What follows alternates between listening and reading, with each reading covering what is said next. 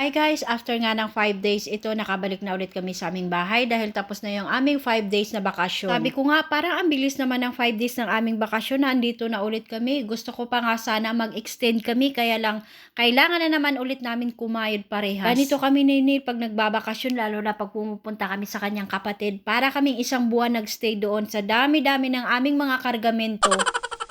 Dahil nga Saturday last week, hindi kami nakapag-shopping kaya naman dumaan muna kami sa grocery bago kami umuwi ng bahay. Check out nga pala namin sa aming accommodation ay 10 o'clock ng umaga pero nag-check out na kami bago mag 8 o'clock kasi nga gusto naming maaga makarating ng bahay. Kasi itong si Neil, kinakarate-karate ko dahil nangaasar dahil parang isang taon daw hindi ako nakakain ng kanin dahil pagdating ng bahay, nagsaing kagad ako. Ba naman ang hindi gugutumin dahil yung pagkain namin lagi doon ay fish and chips. So, sa kanya napurga na yata ako sa fish and chips. Lagi nilang ganito ang ating pagkain.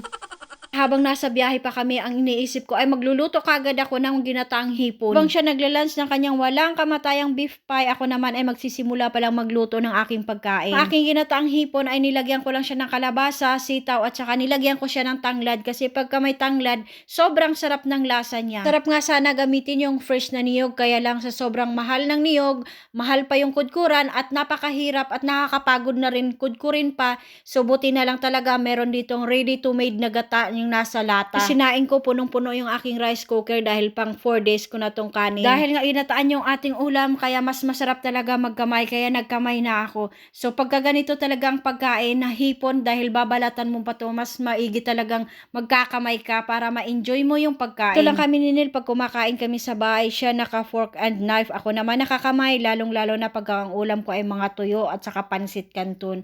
Dahil mas masarap at mas nai-enjoy mo. Yun lang.